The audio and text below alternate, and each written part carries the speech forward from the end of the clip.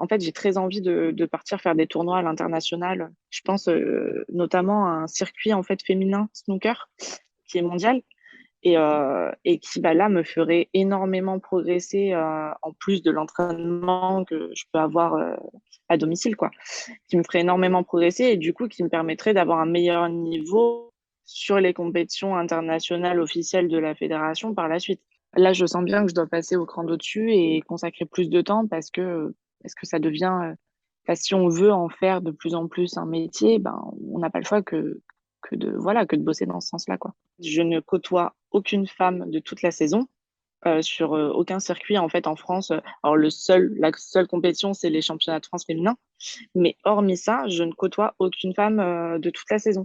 Donc du coup, bah, tu manques un petit peu de compétition, d'adversité féminine. Tu vois, tu as du mal à jauger en fait, à te situer par rapport au niveau féminin. Et du coup, quand tu arrives à la compétition internationale, bah, le premier match, il est hyper important et à la fois, il te met sous pression de suite parce que bah, tu sais pas trop où tu arrives, quoi. Tu n'as même pas l'habitude des arbitres, tu vois, c'est vraiment tout un univers qui est différent par rapport aux compétitions françaises. Donc c'est vrai que voilà, j'ai des envies de compétition comme ça. Donc pour le snooker, c'est notamment le circuit féminin mondial là. Pour le pool, en fait, en Angleterre, c'est là où il y a le meilleur niveau pour le billard anglais. Donc, je voulais en fait faire des tournois Ultimate. C'est un gros tournoi qui se fait en Angleterre avec de très, très gros joueurs et joueuses, puisqu'il y a aussi des joueuses féminines. Et donc, voilà, ça permettrait de gagner en expérience à chaque fois et d'arriver sur les compétitions internationales par rapport à la fédération de manière plus sereine, quoi. Donc voilà, c'est pour ces raisons-là que maintenant je cherche d'autres sponsors parce que bah, du coup, mes anciens sponsors ne suffisent plus parce que bah, il y en a beaucoup de petites entreprises qui ne peuvent pas forcément défrayer des gros budgets. Donc voilà, du coup, je suis à la recherche de sponsors plus importants. Alors du coup, je me suis axée, donc j'ai commencé mes recherches.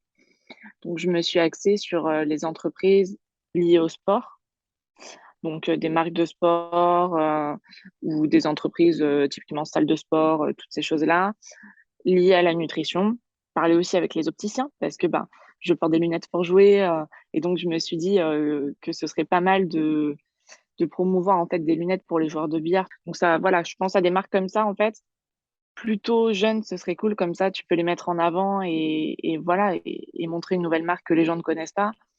Mais en tout cas, des marques qui vont me tenir à cœur et avec qui je vais travailler vraiment de manière honnête, quoi. J'ai fait un petit budget prévisionnel. Donc, j'ai dispatché en plusieurs choses. Donc, les trajets, l'hébergement sur place. C'est vrai que souvent, les compétitions, c'est à minima un grand week-end. Mais bon, bah, on sait qu'il y a le jour d'avant, le jour d'après. Donc, voilà, ça fait à minima 4 jours sur place, voire une semaine ou 10 jours, suivant les compétitions.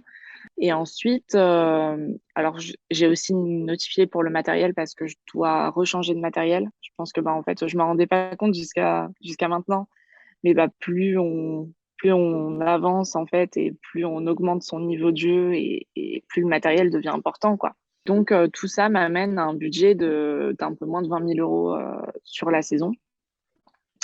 Plus, évidemment, les compétitions, j'ai tout noté dedans, hein, donc c'est-à-dire les compétitions internationales que je veux faire, mais aussi les compétitions nationales pour lesquelles je ne suis pas défrayée pour aller faire les tournois nationaux, etc. Donc tout ça rentre dans un budget parce que